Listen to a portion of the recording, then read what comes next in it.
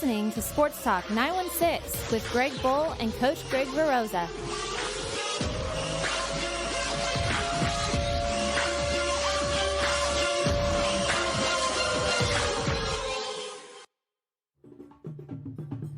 If you'd like to participate in the show, there are a couple of ways to do it.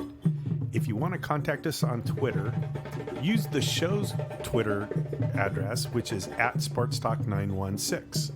For Greg B, go to @MrChief916. And for me, Coach Greg, it's @Greg Veroza. And Veroza is VAROZZA. And if you want to chat live with us, the best place to go is go to the Mixler page and hit chat. There you'll see all of us chatting together as the show goes on.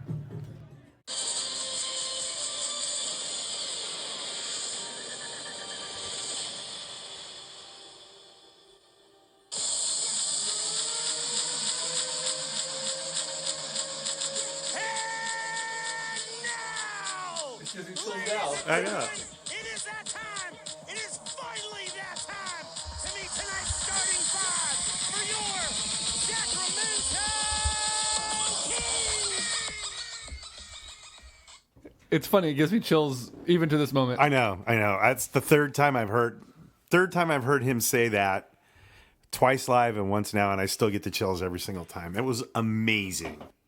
And in case you're wondering what we were talking about, what is amazing is opening night, Golden One Center, October 27th, 2016, Kings versus Spurs, the grand opening of G1C. And that was Scott Moak, the Kings' longtime PA announcer, doing his famous And Now, which literally, I teared up. So did I did. So did and, I was convinced leading up to the game that I would be okay not going to the home opener. And that morning, that being Thursday morning, Facebook memories started rolling through that goddamn on this day moment. And it was the video from 3.5 years ago. It was the Here We Stay video. And it's a video that I have some audio in. There's a part in there where it says, what do you do on a Friday or Saturday night in Sacramento? You go to Kings games. And I started watching the video, and I kind of forgot about the video. I'm like, oh, I remember saying that. And then I started watching a little bit more, and then there's my girls in there, and there's this dramatic close-up of my little one. She had to be, 4 at the time? Probably, yeah. And it's just this look on her face of just like, she's just so focused. And when we're out at one of the rallies, and I'm just like, damn it. So I hit up Sheena. I'm like, I think we need to go, and luckily, we had just purchased our home and we got a refund that we weren't expecting. So it helped. You're welcome. Yeah. Thanks for that. So that helped. And, I spent a lot more money than I ever want to spend on Kings game tickets again for the Upper Bowl. And I want to give a big glaring middle finger to Ticketmaster because they're assholes. Really? So the tickets that I bought were section 220 row G. Great view, opposite corner of the Spurs bench, straight across the court. So you were right above me. I was at 119. Right. And, on the NBA resale, they were $125 a piece. I'm like, okay, you know what? That's more than I want to spend, but that's cool. So 125 times 2, that should be around $250. Factor in some fees. After fees, $305. Holy shit! $33 per seat in fees through Ticketmaster. Wow. Yeah, so they can suck on one for all I fucking care. But we were there. It was good. The game was amazing. And, it was just one of those things where I was convinced leading up to it, but had I not gone, I would have regretted it. Absolutely. I think so too. And when we get to bingo or bullshit later, I do have a question that revolves around this. Okay. But I think I'll just do it now since we're talking about it, because it was supposed to be later on in the show. So impromptu bingo or bullshit, Mr. Veroza. The Kings' grand opening of Golden One Center was not only lazy, but a disappointment as far as theatrics go. The opening intros, nothing. There was no big fireworks. There was no, other than a little bit of a light show that engraved the Kings logo on the Jumbotron. And they do that every game. They do that every game. Yeah. There was no ceremony to open the building. No. David Stern was in attendance. He wasn't involved. Adam Silver was in attendance. He wasn't involved. Weber was there. Nothing. It was just intros. DeMarcus talked. They did a little vignette for DeMarcus being a Olympian. He said thank you real quick, and it went in intros. And then they had the big cowbell. And then the giant cowbell. And I'm like, well, that's kind of cool. It's a huge-ass cowbell. It's bigger than Slam Sing. It doesn't even ring because the ring gongs are from AC/DC. Great. So there's that. And then, it goes on, and they're like, oh, hey, David Stern's in the building. And they show him on the Jumbotron. He's up in a suite. And Adam Silver's here. Remember my text at that point? What did it say? I don't remember exactly. So, and we can talk, once we talk a little bit more about the building, but the scoreboard and his picture, David Stern's picture. Yes. His chiclets don't look good on the Jumbotron. In 4K. There was that. And then you would think that, we just saw clips and tips of the Kings Royal Gala, their little fundraising event they do every year. And they had Gwen Stefani do a private concert in Golden One for the local dignitaries that were there and the players and whatever. And then halftime rolls around. The first halftime in Sacramento's Golden One Center history, and they bring out the Sacramento Philharmonic. I mean, it was good, and it was cool hearing the medley of songs that they played, but I'm gonna have to give you a bingo on that. I'm gonna have to give you a bingo on the whole thing. I'm just like, not. It was. I didn't think about it, but yeah, it was kind of a letdown. It was a big letdown, and I'm just like, you would think that they would pull out every bell and whistle that building was capable of. Yeah. You have Chris Webber in the building for the first time in God knows how long, since his jersey was retired. You have Vivek there. You have all the ownership there. You have everyone there that matters. You have the governor of the state. You have city council's there. City council. The last two commissioners of the NBA are there. Right. And you literally do nothing. And then the next game, at least they have a halftime show of a famous person. Oh, yeah, but Mixmaster Mike, who's from the Beastie Boys. Yeah, but still. But I mean, it was lazy. It was lazy. Is that not bigger than the Sacramento Philharmonic? No, it's equal. I think it's equal. I understand why they went with the Philharmonic. It's local. They wanted to keep the local scene for the home opener. Yeah, but they could have done so much more. There could have been so much more. Yeah. David Garibaldi was in the building. Have him do a halftime show. Now, see, that would have trumped both of them. They could have had him paint Golden One Center. Yeah. And then auction it off for charity. Bam, you kill two birds. And that would have been amazing. Everybody loves him, so. Yeah, so there was a lot of disappointment that wrapped around that. But I do want to change my tune a little bit because I gave the building a little bit of a lower grade when we talked about it last time. And in the month, a lot has already changed. They've added more Kings flair to the building. So when I went there for Paul McCartney and then a couple days later for WWE, the jerseys weren't on the wall. Oh, okay. The Let's Do It Sacramento thing that they did with all the council members, that wasn't there. Uh-huh. The big, did you see the big Crown logo mural that was put up outside one of the team stores? That was someone made, it's fucking huge. Like, no joke, it's probably like the length of my entire wall. So it's probably like 8.5 feet or so. And maybe the width. I mean, it's big. And is it the Crown Downtown logo? No, it's not the Crown Downtown logo, but it's a bunch of glass cubes. Probably like 6x6 cubes. Inside every one of those cubes is disassembled pieces of shoes from former players. Oh, cool. And I'll see if I can pull up a picture of it. But it makes the new crown, which is pretty cool. So that wasn't in there when I was there previously. Here it is right here. That's what the picture of it is. And those are all pieces of shoes. Oh, sweet. Yeah, so it's pretty, like, a lot of that stuff wasn't in the building yet. That's sweet. I like that. So that hospital feel that I talked about is gone. Right. the Skyway was open over the draft house, which was cool to take part of before the game. So the full concourse level was open out to the grand entrance. The only thing I wish, even though it was raining,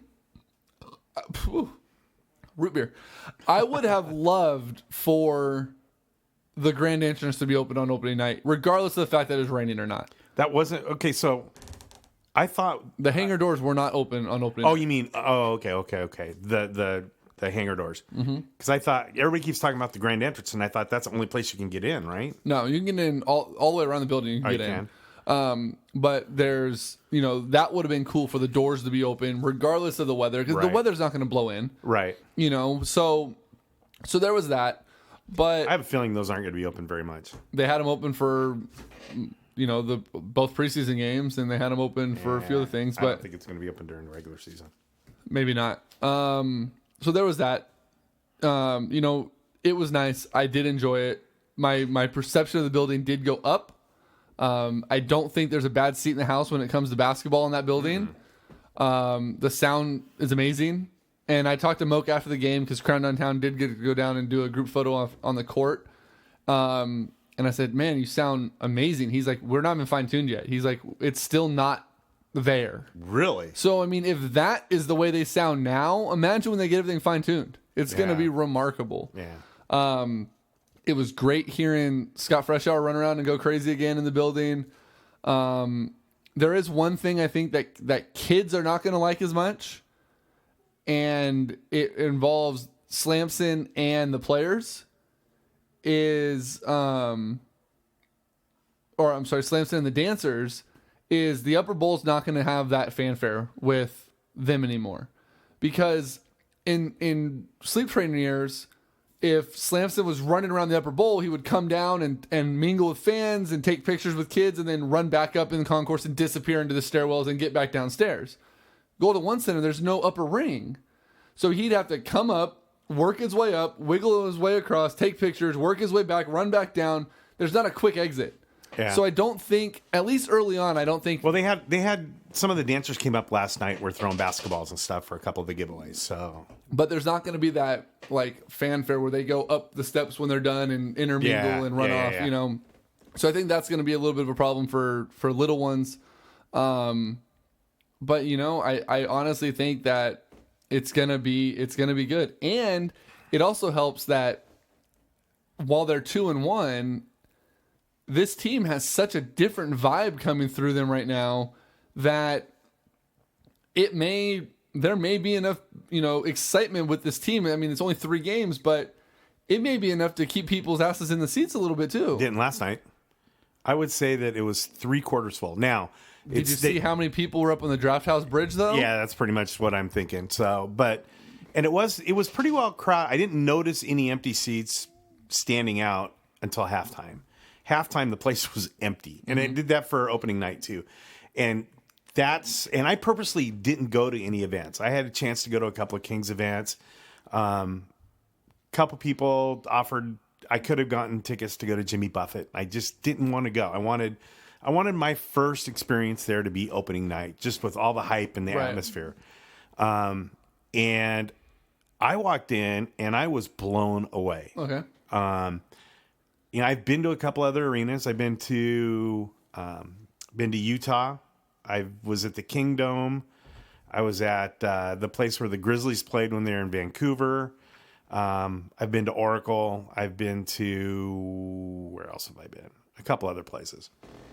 And the thing that the best one that I had been to up until now was Utah's stadium, just arena, because it had a wide open feel, and you could get around easy, and you weren't in a crowd ever.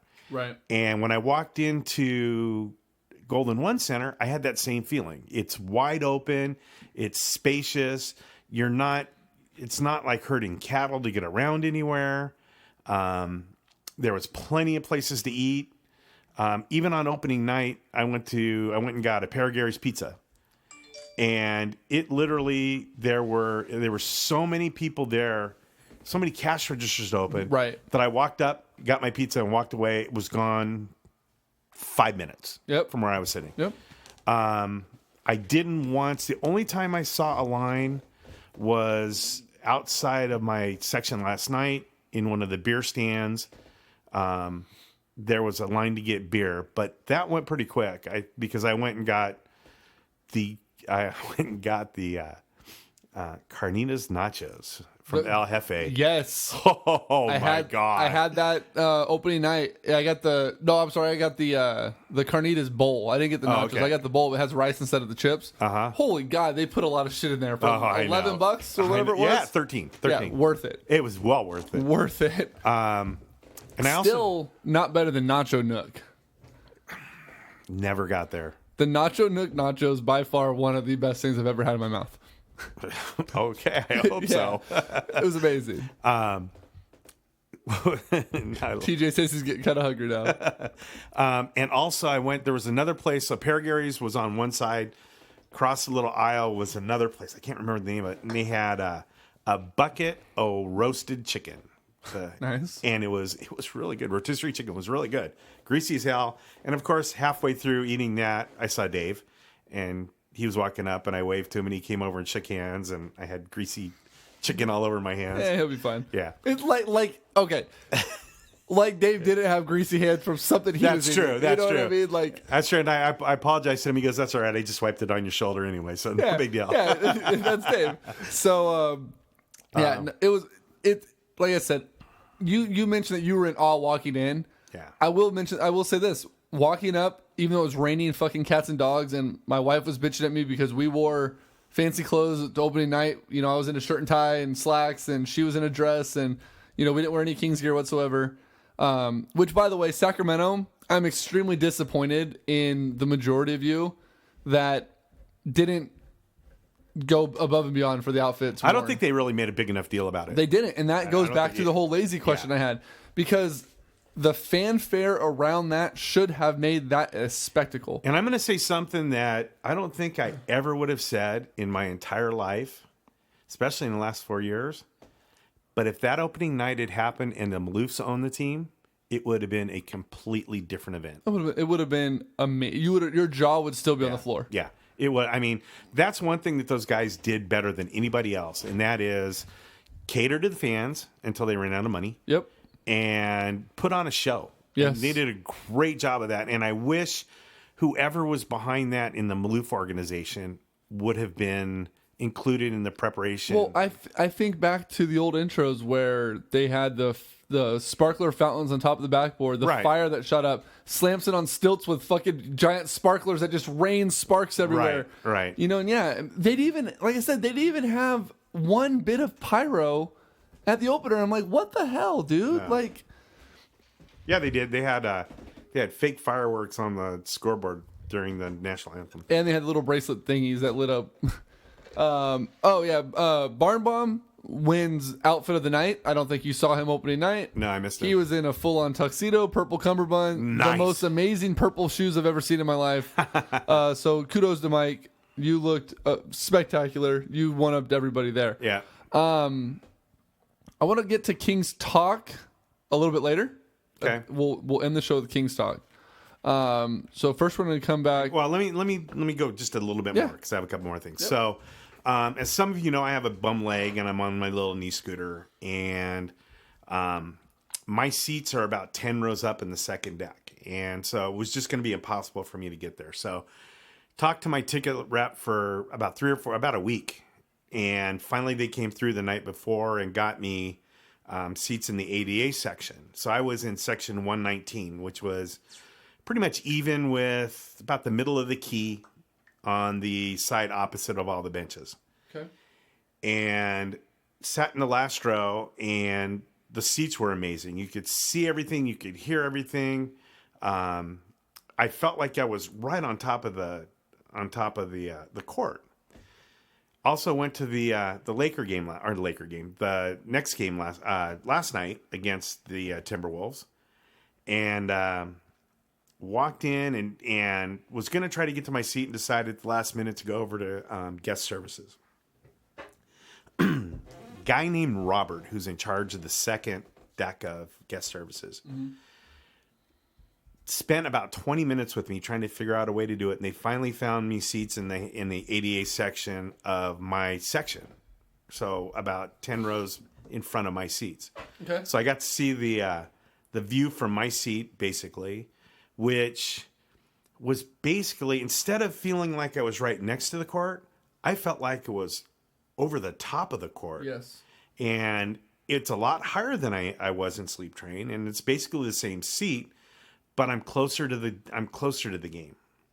And with the scoreboard, which is the most amazing television set I've ever seen in my life. Yes. The picture is, like I said, I texted Greg when they showed David Stern, and you could see how bad David Stern's teeth were. Mm-hmm. And same with Jerry Brown. His teeth were horrible.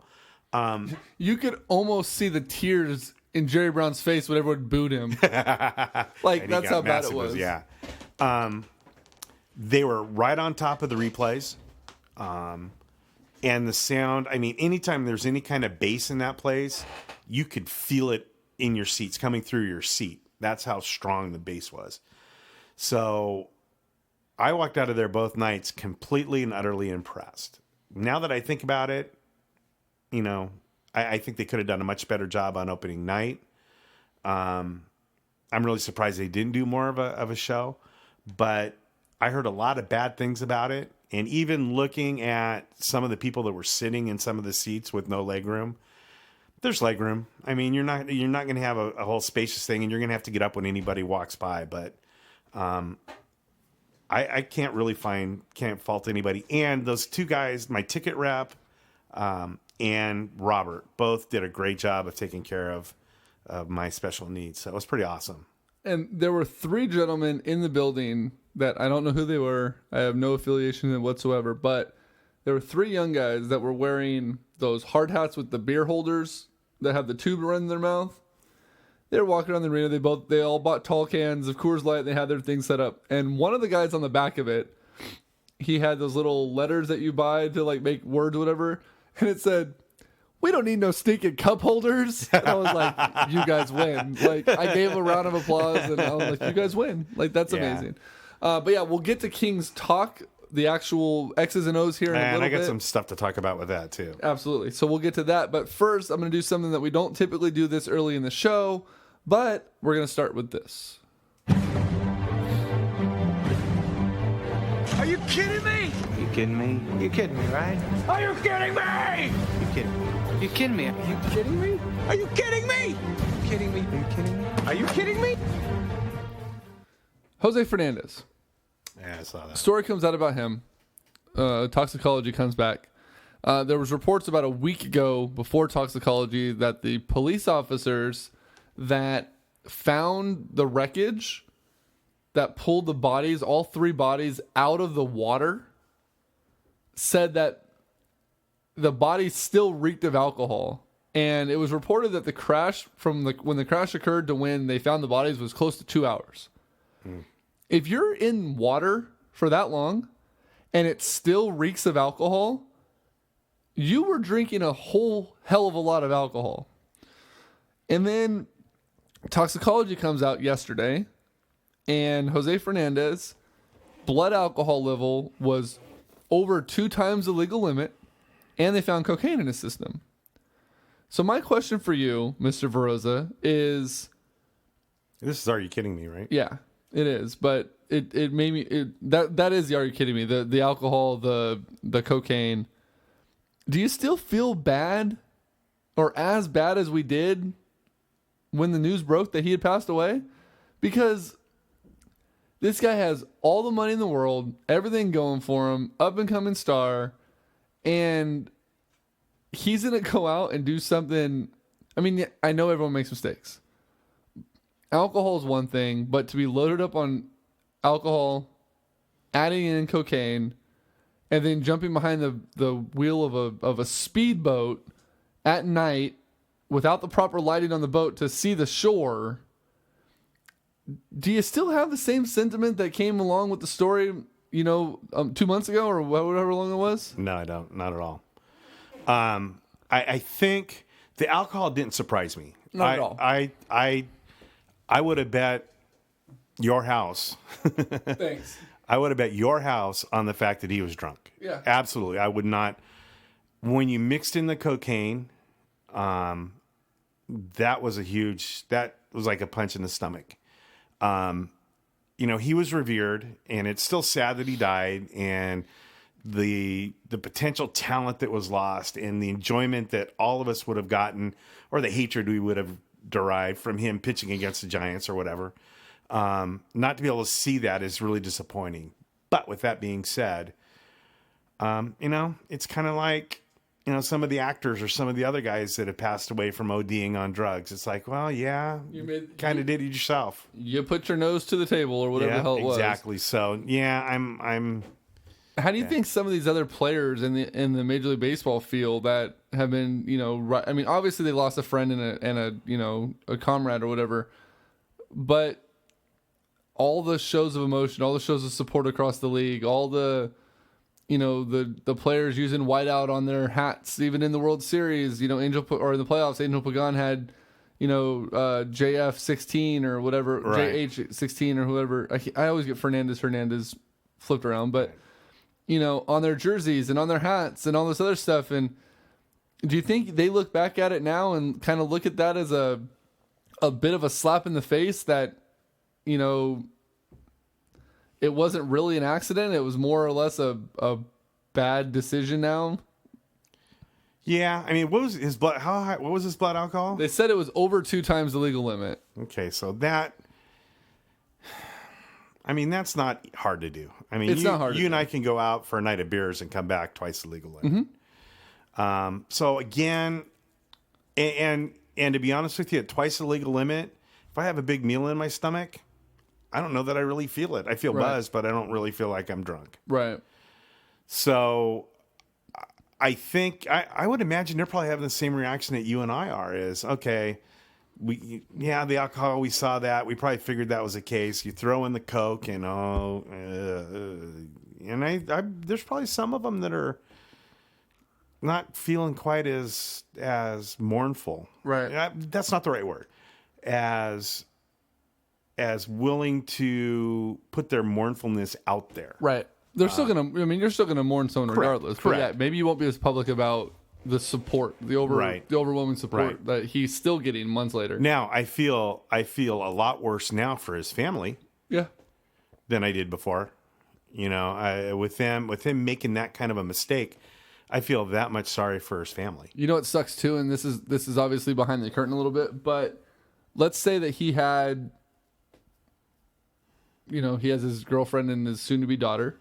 And let's say on top of his salary and everything that he's made, let's say he had some sort of life insurance policy. And toxicology comes back now and says he was twice the legal limit on alcohol and he had an illegal substance in his system. That policy that could be setting his daughter up for the rest of her life may not happen now because of his decisions. You know what I mean? Like I do. There's a lot of things now that could come into play that's going to have a bigger impact on his loved ones than the fight that he was presumptively having with whoever he was texting, that he could have handled his reaction or his actions a lot better, and he probably could have worked it out the next day. Instead, now he's leaving a long trail of. But I think that's where the other players and the people that were showing all that emotion about him, if word comes out that his life insurance policies are denied, I can see those guys stepping up and taking care of the daughter. Maybe. Because, that culture, they're very tight.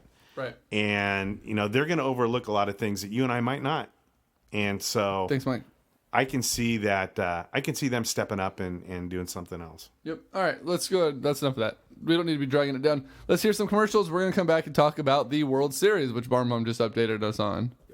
If you or anyone you know is thinking about buying, selling, or investing in real estate, they deserve to have someone working with them that not only knows what they're doing, but will explain everything that happens along the way. That person would be me, Coach Greg Veroza of Keller Williams Realty. I have 2 goals. My first goal is to coach you through the buying and selling process, making it easy to understand and as stress-free as possible, which isn't easy sometimes. My second goal is to have fun doing it. Come be a part of my team. Let me coach you or anyone you know through the real estate process. Give me a call at 916-241-8068, and let's talk about how I can coach you through the real estate process. Let me ask you one question. Who do you know that's looking to buy, sell, or invest in real estate that I should know right now? Again, that's Greg Veroza, Keller Williams Realty, 916-241-8068. Hey guys, Greg here. And Sheena, too. We just wanted to take a minute of your time to tell you about this awesome local company who has helped us tremendously in the obstacle course racing world. Seriously, we get banged up enough on these courses, and these products have saved us on many obstacles. When Sheena and I were getting prepared for our first Spartan race last year, we found the original Warrior Pack and bought some of their gear. After a couple races, we loved their products so much, it was a no-brainer for us to join their race team. Yeah, and we just completed another run at AT&T Park and finished blister-free thanks to their gloves. I wore the full-finger gloves and didn't even break a nail. You are such a girl. Anyways, guys, go to originalwarriorpack.com and check out their stuff for all of your OCR needs. And don't forget to use code ST916 for 10% off all of your purchases. Again, that's www.originalwarriorpack.com. Pack is spelled P-A-K for all of your OCR needs. All right, let's talk World Series. So World Series currently is a 3-1 lead for Cleveland. Since the last time we talked, the Cleveland Indians had home field advantage facing the Chicago Cubs, who took out the Dodgers in the NLCS. Cubbies took a first game. Everyone got excited.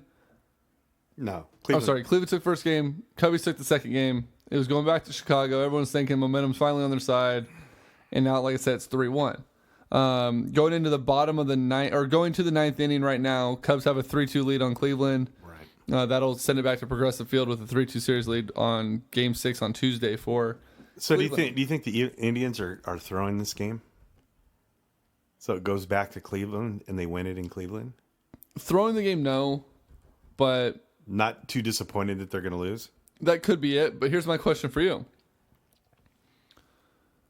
Could this 3-1 series lead for Cleveland be karma? For what? Let's go back to the NBA Finals. Golden State had a 3-1 lead. Hold on. 3-1 lead. Golden State has been getting just lambasted all summer long about blowing a 3-1 lead. The Cavaliers on opening night Tuesday get their championship rings. Did you see the bottom of the ring? I heard about it. I haven't seen it yet. So the bottom of the ring has 7 stones. Diamonds and rubies, I believe. Or they're red, maybe sapphires. First 2 are white for Golden State wins. Third ring, red. Fourth ring, white. It shows a 3-1 lead, and then red. So it shows on their ring in permanence the 3-1 blown lead. I wonder if it's going to be karma that comes back to bite Cleveland in the ass if they end up losing a 3-1 lead to the Chicago Cubs in this World Series. It'd be funny as hell. It would be. It would be funny as, and it would have been pretty much the same. No, they split 1-1. Because they split 1-1, they split the first 2, but Still, they'd have to go back and lose 2 at home. Yeah. To lose it, which is what the Warriors had to do. So here's this though. So this is what's crazy to me. Cleveland doesn't have a championship for fucking ever. Right. Cavaliers break the streak, and then all of a sudden the Indians are like, well, that looked like fun. Let's try it. Let's do it. And then, the Browns almost got a win today. They're going to start stepping their game up, and now let's not get carried away. Yeah, but what are your thoughts on the rest of the series? Do you think that Chicago has a fighting chance even if they win tonight? They have to win back in Cleveland on a closeout game. The only thing, the one thing that Cleveland has that I don't know the Cubs can match or overcome is Kluber, the pitcher. Well, that, and if it gets a Miller in the that back into the bullpen. But so he's going to start the 7th game on short rest, right? And if he can throw the way he's been throwing for 8 innings or 7 innings, they can bring the bullpen in, and I can see the closer going 2 innings, pitching a 6 inning or 6 out, going for a 6 out save. I don't think the Cubs can match. I could see the Cubs tying the series up. So the Cubs have to go into Cleveland on Tuesday, and then again in Cleveland on Wednesday. So they have to win. If they win tonight, they still hold off the win tonight. It's 3-2 with 1 out in the top of the ninth. Chapman's in. Santana's at bat. They have to win 2 in a row in a closeout situation. It'll be 3. Yeah, in 3 in a row. Yeah, three in a but row. 2 in a row in Cleveland. I don't think Chicago's magic is there. I just don't. Okay, but we both said the same thing right after the NBA finals. And the difference in baseball is your karma and No, Mike, they won't. Mike said the Browns are going to go 0-16. I don't think it's going to happen. They're starting to look better. They're not going to lose all their games. Momentum is only as good as your starting pitcher. Right. And the Cubs, I think Arrieta's going to pitch tomorrow. 2 outs. I think Arrieta's going to pitch tomorrow, right? Tuesday, I'm not sure. Or Tuesday? Yeah, I think so. So if he pitches Tuesday, that's going to put them in a good position to win that game. Then I don't know who the Cubs are going to pitch Game 7, but Kluber's going to pitch Game 7 for Cleveland. You got to imagine they'd roll. Well, Lester got rocked. I don't know if they'd roll Lester out for a Game 7. If I'm Joe Madden, I'd run Arrieta back out there Game 7. Fuck it. Yeah, really, right? 2 days rest or Right. a day's rest. Let him pitch 6 innings and throw his ass back out there. And you know what? I can see that too. I can see him trying to pull a Madison Bumgarner. Yeah. You know, and coming in for a 5-inning save on no days rest. 9 inning save. It's Yeah. like, well, shit, throw me out there. Just call it a relief roll. That's right. Just to have someone else start, throw a pitch, I'll come in, 9 innings in relief. Right.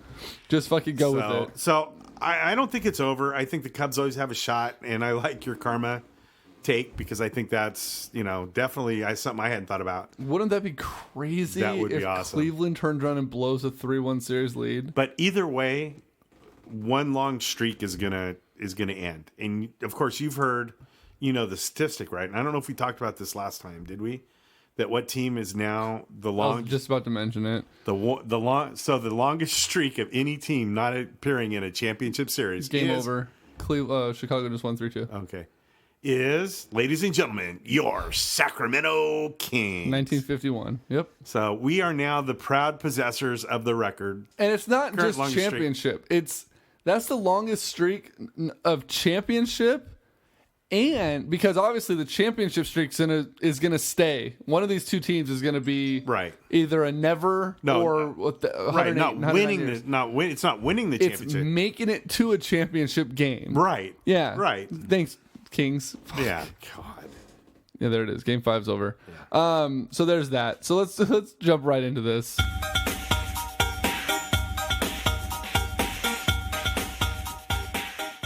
It is now time for bingo. Was that a bingo? Bingo! A bingo! Bingo! I've got a bingo! Bingo! Bingo! Bingo! Or bullshit.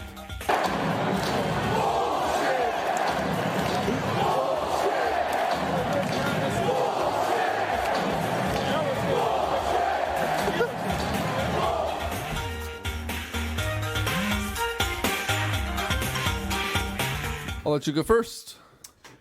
All right. So I got a couple of good ones, I think. Okay.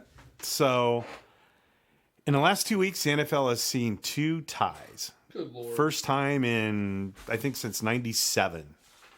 They said it was to have back-to-back ties. First time in about 10 years that we've had 2 ties in a season. At least Washington scored some points today. Yeah. Good Lord. So bingo or bullshit, the NFL must change their overtime rules to determine a winner. Bingo! Absolutely. Did you hear Russell Wilson's suggestion for fixing it after last week? No, but I just want to thank you for allowing me to take an topic off of our list since Tiegate is now removed. Oh, shit. No, Sorry. I did not hear that, but he shouldn't have a say in the matter because they tied 3-3. Yeah. So his Final opinion, 6-6, but yeah, his fucking opinion is null and void. I don't care, but I'll listen to it for conversational So purposes. it's stupid. It's completely stupid. Great. So his suggestion was, after overtime, if it's still tied, there's a coin flip in the middle of the field. The winner gets that's probably better than his suggestion. The winner has the opportunity to kick a 47-yard field goal or 45-yard field goal to win the game. What? You just line up, let the kicker. I guess you play defense against it because you could block it, but yeah, if he misses, game's over and they lose. So it's an all or nothing. It's a winner take all. So why the fuck would you want to win the toss? I don't know. If you win now, that doesn't make any sense, because if you're fucking Cleveland with a rookie kicker who can't hit the broadside of a barn falling off of a boat, I told you. You know what I mean? Like, you win the toss, you're gonna be like, I'm gonna defend. it'll be like, remember way back in the day when the coin toss happened and one of the players was like, heads, no, tails, and they're like, it's heads. Like, oh, so you call it? No, I call it tails. That's what you're gonna hear players do this. All right, call it in the air. They'll be like, it's heads. No, I said tails. Like, no one's gonna want to win that because you don't want to put that pressure on your kicker. You either win or lose. Like, it's not like the next guy gets the kick. Especially after both of the kickers in that game that he missed chip shots and not good misses. That's what TJ just said. Shanked it. How about this? Shanked it. How about this? Penalty kicks.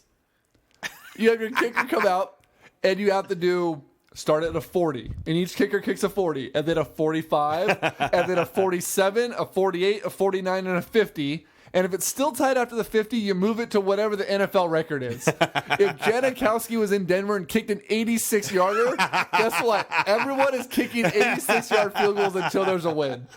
I mean, if you're going to go with stupid kicking ideas, that's what you do. Yeah, Randy Moss kicked fucking 2 47-yarders in dress shoes. Yeah, and a suit and a tie. Yeah, the day after fucking those guys missed. That's straight on, stupid. too. Yeah. Straight on, not soccer style. Yeah, he kicked it straight on. He toe fucked them. More importantly, they need to go to the college system. I love college overtime. So what I would like to see is you play the normal. First off, each team should get a chance to possess the ball. Right. You play the regular 15-minute period, guaranteeing each team with the possession. So whatever happens, happens. Okay. Still tied, you play out the 15 minutes. Because I want to see real football. I want to see punts. I want to see strategy. Well, you got to see that today with Oakland and right. Tampa. It almost had a third tie. Yeah, no. So what I'm saying is you play that 15-minute period out. If it's still tied after that, then you go to the college. And you play the college rules from the 25 and let them go. But I think I like the NFL overtime with the one exception of, I don't care if you score a touchdown, score a touchdown, anything. Both teams have to have the ball. Right. And go from there. That's the way I think it should be done. I don't know if the players would go for it, though. Probably not. Just like they won't go for a longer season. Let's stick with football. Bingo or bullshit. The Oakland Raiders will win the AFC West and make the playoffs, but their penalties will result in an early exit for the Raiders. Oh, bingo. Bingo. How do you get flagged on 23? How do you get enough penalties where 23 penalties are accepted against you? How many weren't accepted? 6. Wow. So they had 29. 29. I counted 6. That's what I heard. We'll have to look it up on the. Regardless, Yeah. Even if it's 1, that's still 24 fucking penalties against you. And Now, they weren't.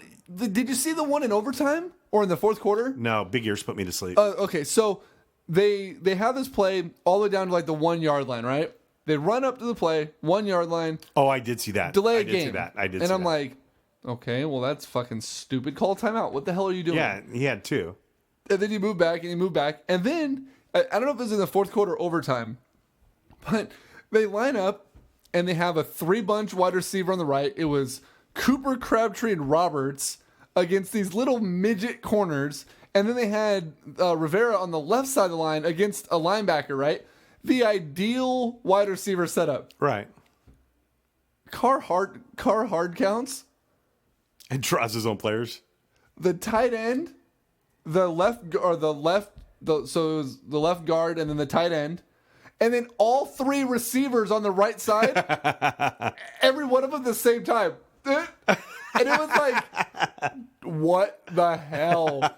6 guys simultaneously jumped off sides. Have you ever played a version of like Madden or anything on or watched someone play those video games? Or any video game that has multiple moving parts? When it gets stuck in an animation where every single player like turns and then turns again, like the computer glitches where there's no like everyone gets coded the same way. That's what it reminded me of. Every player on the right side got coded to stand up. They're like, oh, I'm like, you gotta be kidding me. The Raiders didn't deserve to win today's game. Now, Derek Carr had a hell of a game. 500 plus yards, 4 touchdowns, no interceptions.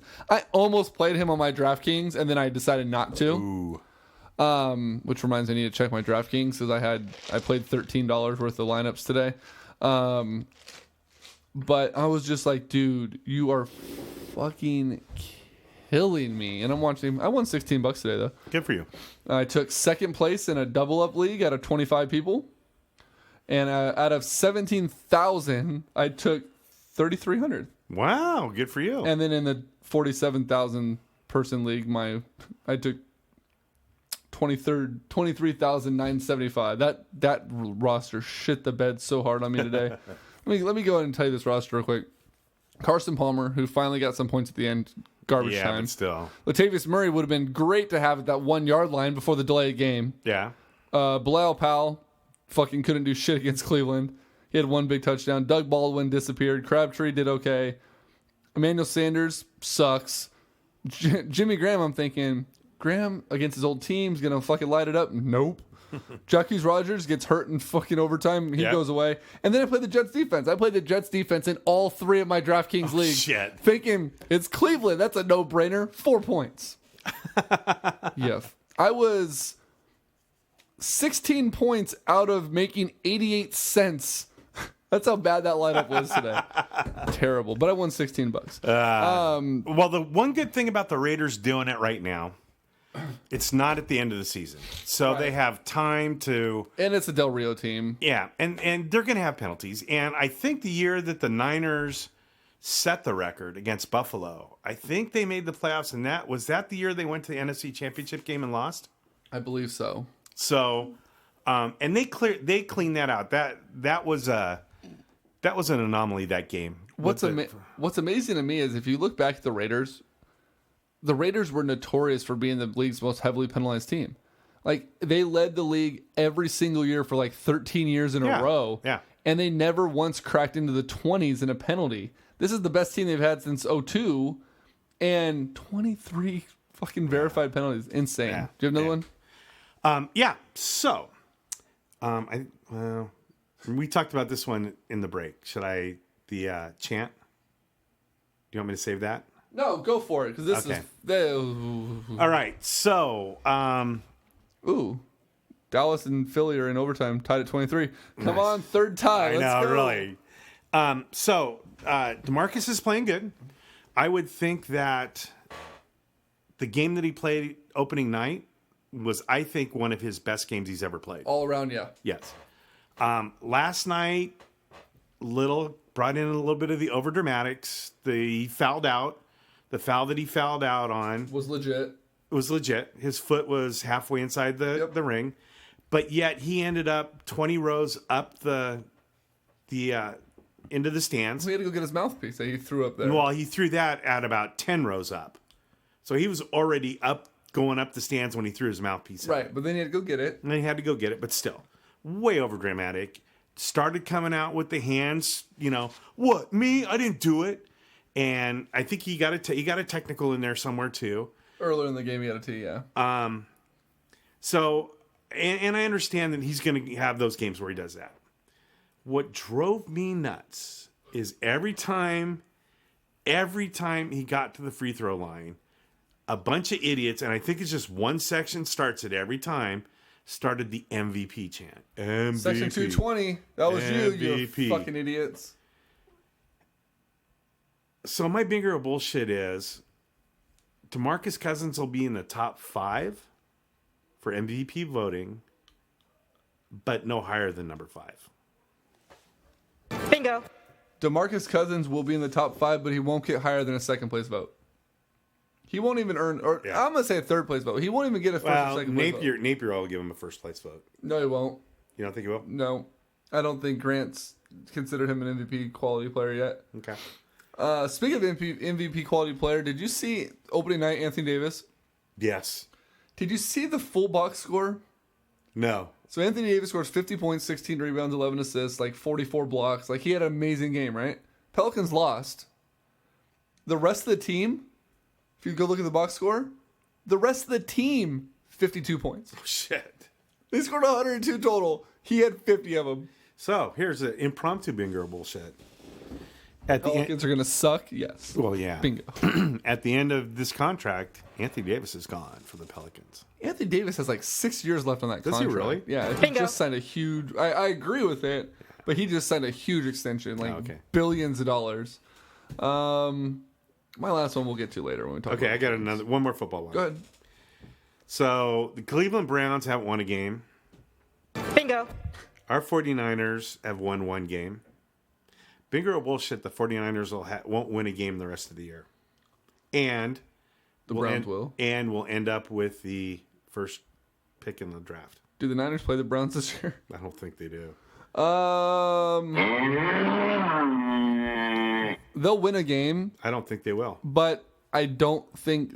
But I still think they'll get the number 1 draft pick. I think Cleveland will win two or three of their games, just because they have a couple. They'll have a couple throwaway games at the end of the year where teams are already in the playoffs and it doesn't matter. But the Niners are going to be fucking terrible. Especially, I don't think they're going to win a game. I really don't. Show me where they have. they probably won't. I'm just trying to be optimistic. I know, unless a team just completely shits the bit. Are we trading Kaepernick? Can we start Ponder? Like maybe we'll win a game. I don't know. They don't. I mean, show me a player that's going to give them enough activity, enough to lead them to a victory. They don't have it. They don't have a running back in the top 20. They don't have a wide receiver in the top 50. We don't have a quarterback in the top 30. I'd say the strongest thing we have is defensive line, but it's anchored by a rookie and a second-year player that are inconsistent at best. Hey, he was at the Kings game though. Yeah. Linebackers are horrible, and we're starting Jakiski. A fucking punter! Yeah, pretty much. He's good. No, he's not. He's better than Jaquiski Tart. And I think for the third time or second time in the last 4 years, I think their kicker is going to be the MVP. Dude, Andy Lee has so many MVP trophies at his house. It's unbelievable. Well, no, I'm talking the place kicker. Well, Joe Nedney has a lot of those That's too. what I'm saying. That's what I'm saying. Crazy. Before we take a break and reset Mixler, did you see that the Niners are basically having a fire sale? Joe Staley has been rumored on the trade block. Torrey Smith on the trade block. Kaepernick's apparently been talked about by a few teams. I don't know why. Which is why I think Kaepernick's getting the start coming out of the bye, because they have 1 week left until the trade deadline. They want to see if they can move him. It's a nasty thing. So do you think as soon as the trading deadline's over, I think do you fire Balky? Balky?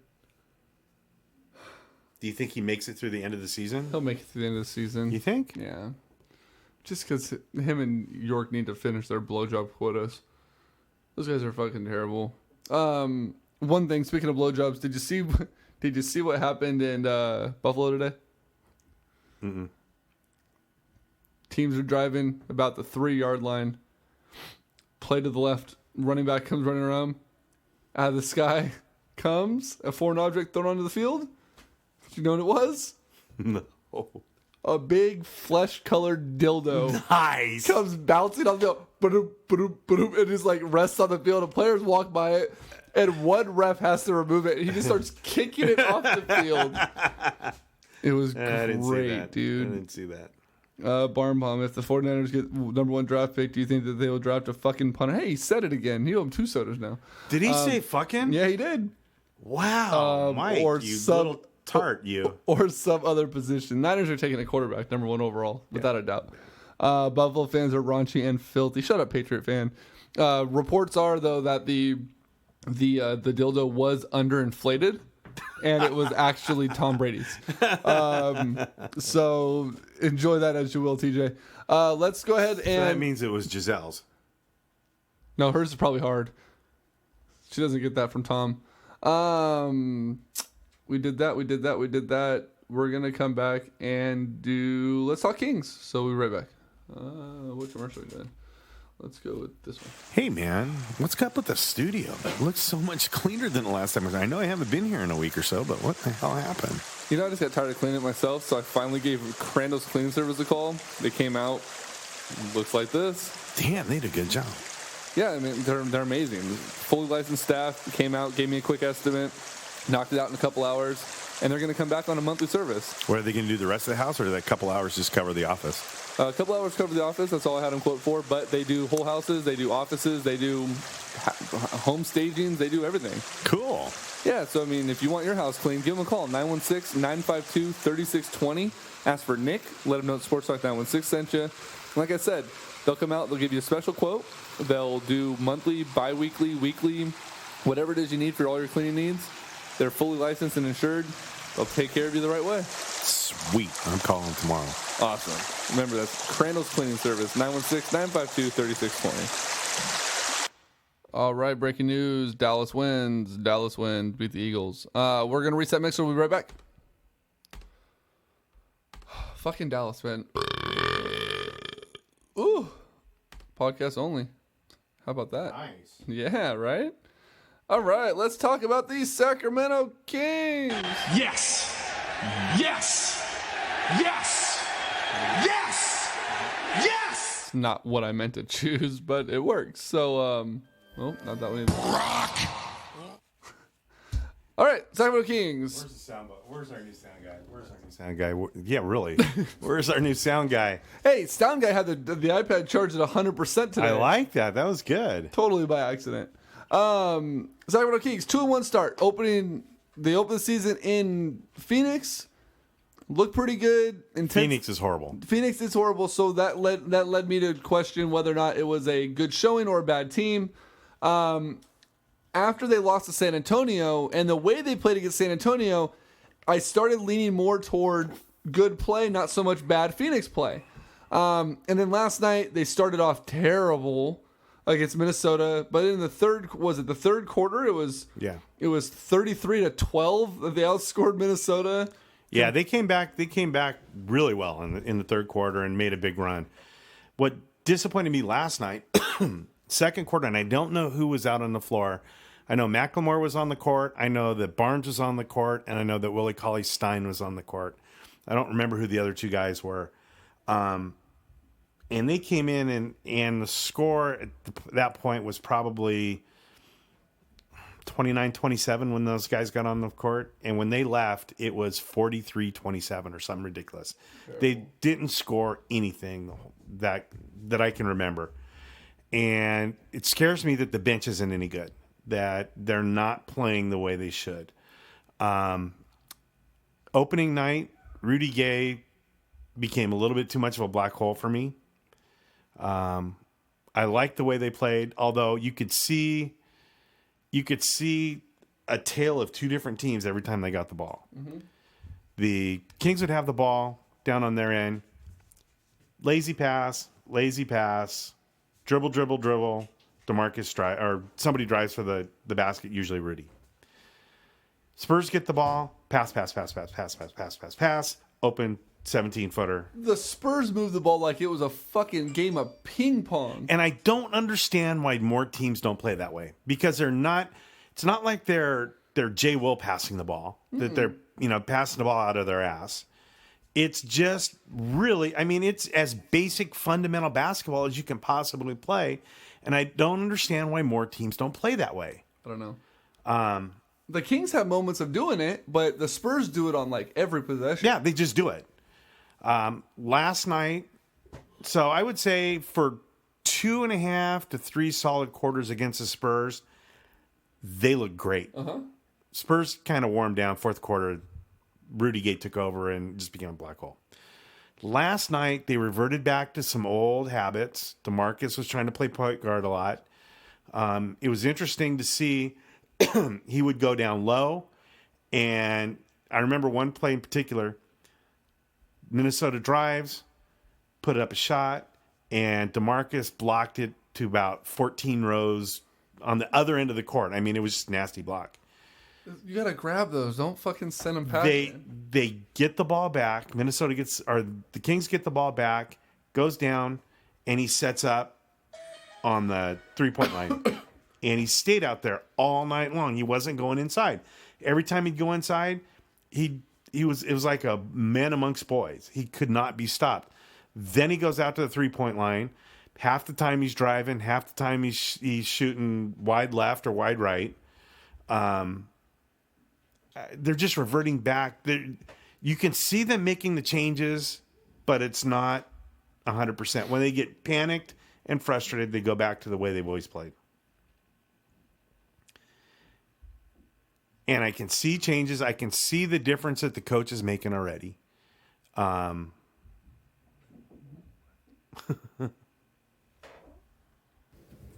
it, Barn Bomb. What now? Tell me if this makes any sense. It might have been something you said that I missed. I was not on the court, Greg Verosa, until well after the opening night game ended. Thank you anyways for giving me honor and credit for being on the court. I appreciate it, but I didn't do anything to earn the credit you gave me. Hi. I have no idea what you're talking about. I never gave you credit for being on the court. I don't know. So there's that. I know what it is, and I'm going to steal your thunder a little bit because I know you want to bitch about this. The reason why they played so much differently and they started reverting back to their old ways is opening night. Most of the gameplay was silent. And last night, it was back to the dun, dun, dun, dun music and all sorts of shit going on throughout the play. I actually enjoyed opening night with about half of the possessions being silent. Mm-hmm. You could hear the squeaking of the shoes. You could hear the ball bouncing.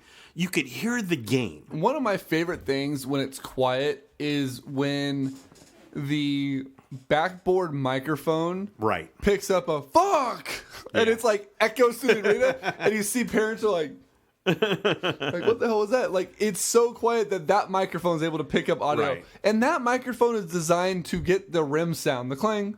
That's it, nothing more. And when it's able to pick up an expletive, it's amazing. And yeah, it was nice. I thought about you during opening night. I'm like, wow, this is really quiet. I loved it. It was incredible. That wasn't really quiet. No, that wasn't at all. So there was that. Let me ask you this though. So we gave Ty Lawson a lot of shit, and so much shit that Barn Bomb still is owed a soda for saying that he needs to be off the fucking team. In writing, wrote it out, and now I think he might even get like a piece of popcorn or something since he said it again today. Ty Lawson in those first couple of games has been one of the X factors. His hustle, his leadership, his ability. Do you think that when Carlson comes back based on his play alone that they're gonna keep him? Because there was a lot of talks that Lawson may just be dumped once Carlson's back after 8 games. I don't think so. You think he's playing his way onto this team? I think he's played his way onto the team. And I would love him coming off the bench. He would be amazing coming off the bench. You don't think he'll start over Carlson? No. I don't. Maybe after a couple games? Yeah, I think Carlson will come off the bench the first couple of games he's there. I think he works a little bit. Carlson works a little bit better with DeMarcus. The guy that I've been, and so I agree with you. I think Lawson's going to go to the bench, and I think he could be the closest thing to Bobby Jackson that we've had since Bobby Jackson left. I think he's got. Wasn't Isaiah Thomas that guy? Yeah, but not. Isaiah Thomas played well, and he could shoot, and he distributed. I don't think he wasn't a super hustler. He wasn't a hustler like Bobby Jackson was. I'm a hustler, baby. And I see that from Lawson. I see Lawson, despite your shitty singing, Anywhere, man. I see Lawson as that type, that energy kind of guy. Sorry. You got me jamming. You know who I am. The guy that I've been the most impressed with, and who is the leader of this team. You're gonna take my thunder, but go for it. Now then I won't say No, it. no, go for it. It's the next thing up. No. Matt Barnes. Yep. Amazing. You know, First of all, worst haircut in the league. oh God, the man bun. Can you please get rid of the man bun? Oh God. Good Lord. But emotional leader, veteran leader, toughness leader. He says he has 2 cracked ribs and a 3rd bruised rib. They asked him about it after the game last night because he kept grabbing it during the game. Right. And Katie asked him, said, you know what it is? He said, you know what? I got some tough ribs, or I got some beat up ribs. He's like, it's gonna need time to heal. We don't have time, so I got to tough it out. He said, we got games to win. And he's, I wasn't thoroughly excited when we signed him, but I know that he had a great relationship with Coach Yeager, and Yeager praised him in his press conference last night too. And honestly, it to me, it looks like Barnes is relishing in the ability to end his career in his hometown. Yeah. And he's talked so highly about Golden One and how it's great to see a city he grew up in finally have something to look forward to. And honestly, I think that it's kind of given him a little bit of pep in his step to finish his career out. Right. And it's going to pay dividends for DeMarcus. DeMarcus, you can tell that DeMarcus completely respects him.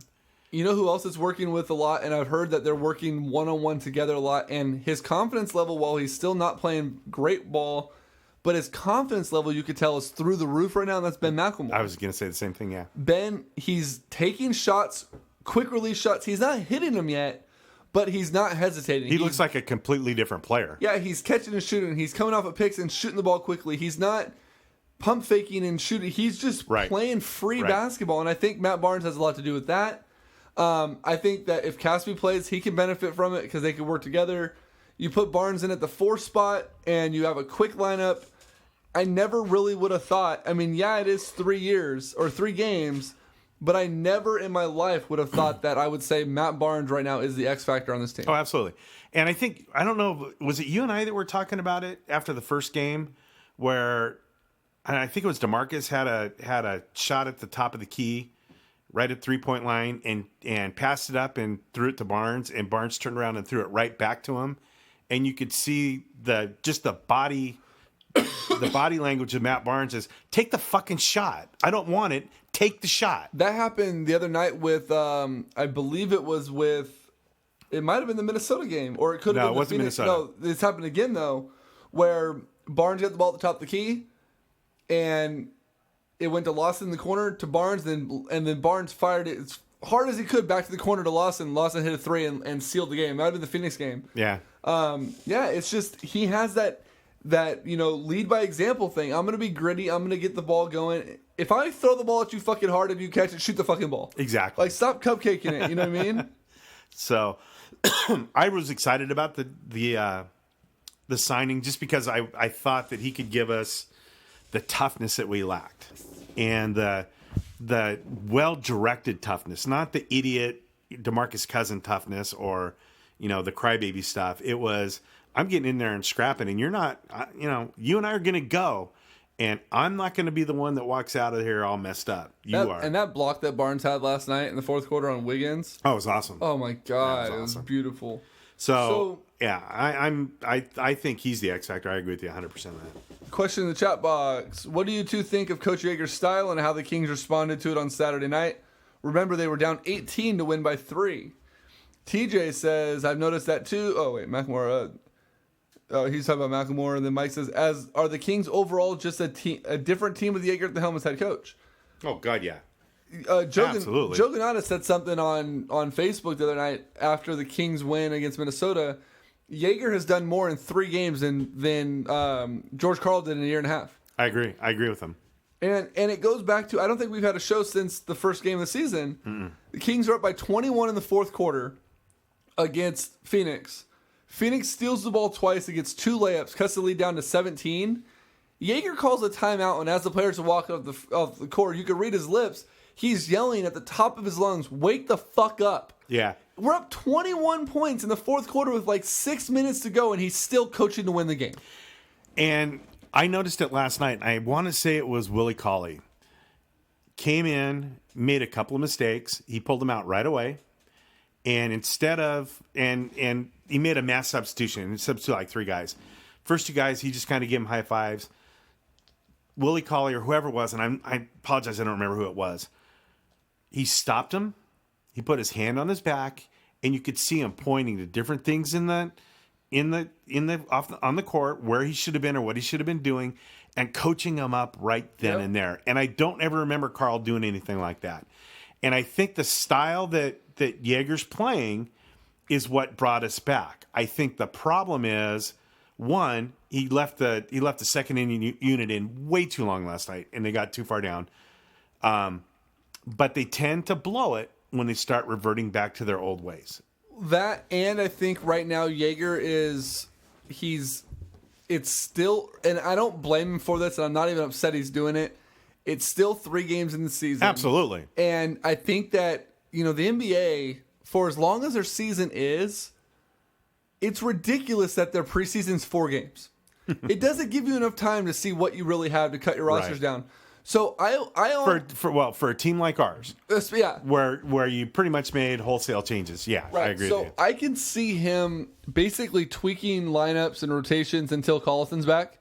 Yeah. So one thing that he's doing right now that bugs me, but I think it'll get better, is there's too long of stretches where both DeMarcus and Rudy are off the floor. Yes, they're not on the floor separately. It's like either they're in or they're out. And I think that's something right now that he's still trying to learn, that, you know what, one of these guys, until someone else learns their role or steps up, one of these guys needs to stay on the court, because you can't take them both off because everything just stops. Right. So I think that'll get better. I think honestly, and I know that, Rudy has talked about wanting to leave. I can see if this team wins some games and they start playing really well and he continues to be the number 2 option, he may, there could still be hope that he opts in.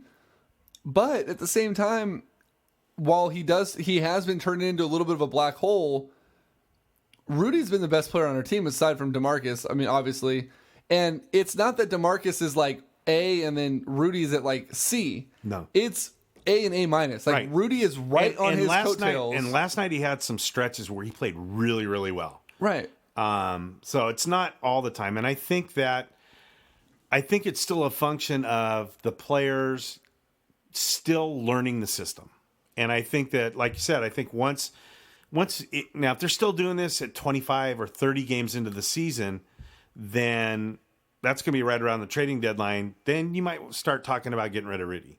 But if he starts coming around, I think they are gonna get rid of him. But right now, I mean, the only thing he's doing right now is playing up his value, and that's great for the Kings. Absolutely. Because even if teams know that he's going to be leaving, he's not just going to be a throwaway trade. If he's playing at the level he's playing at through these first 3 games, you're going to get some value for him because teams are going to be like, well, shit. The Kings can just keep him and just try to win games with them, and then maybe they'll be able to keep him longer because if they make the playoffs, who knows? He might want to stick around. You know what I mean? Like, right? Absolutely. No, I so agree. it's going to up the value quite a bit. So, I think this exact conversation will be a great thing to rehash after 15, 20 games when Collison's back in the fray. The excitement of Golden 1 dies down a little bit. I think that there was a little bit of a cloud over the building in anticipation for that first win, celebrate that first victory in Golden 1.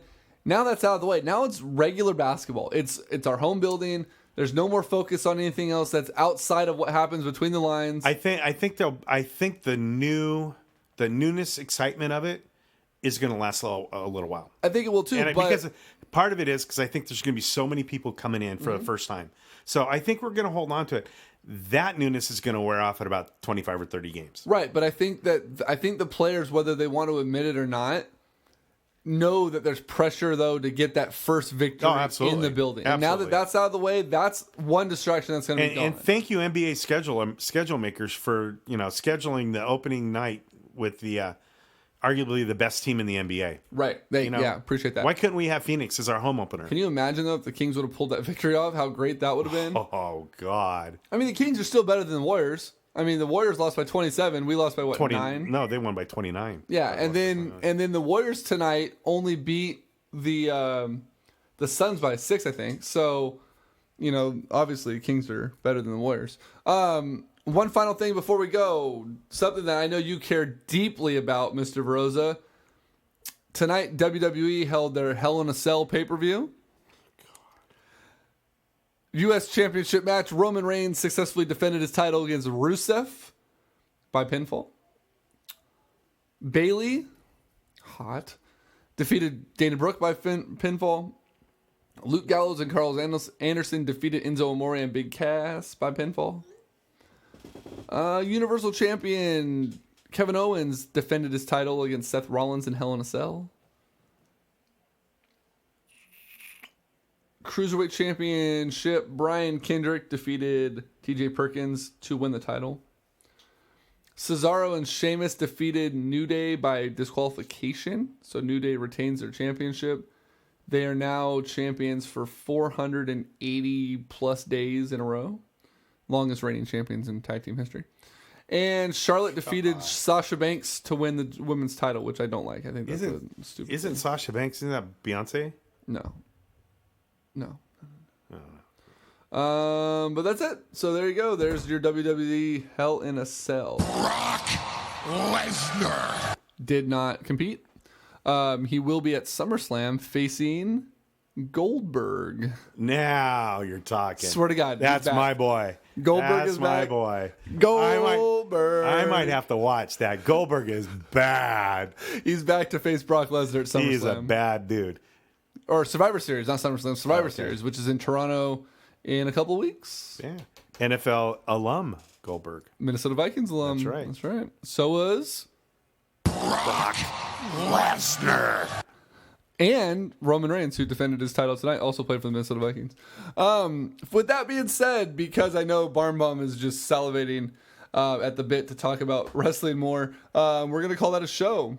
We got through it pretty quickly tonight, but it was good. Good return show. This was season 5, episode 7 for Greg Veroza. I am Greg Bowl. Next week we are good to go. Yes. The following weekend, which will be the 13th, likely no. Oh, really? Sacramento Spartan Race is the 12th. Sheena's sister is in town that week for a wedding the following weekend, so she's staying the whole week. And I believe you don't want me near her, don't you? Right? Yeah, that's what it is. Yeah. Paperwork will be delivered to your office on Monday. No, I'm just kidding. Because of the fact she lives in LA and she's up here for the entire week, I believe we're doing our Thanksgiving on the 13th. Oh, okay. So we're doing our out-of-towner Thanksgiving dinner on that night. So I doubt that we will be able to do a show that night. But if that changes, we'll let everybody know. But for next week, the 4th? Yes, 5th. 4th or 5th, the weekend of the 4th and 5th, we will have our normal Sunday night show, barring any sickness, death, or constipation. So for Greg Bowl, 6th, that'll be the first night of daylight savings time too. That's true. So it'll be even later. It'll Great. be an hour later. Great. We'll be even more tired. Fantastic. For Greg Veroza, I am Greg Bowl. TJ and Mike, thank you for listening. Plus the one elsewhere. I don't know who you are, but thank you for tuning in. Until next week, folks, we will talk to y'all later. Night, Larry.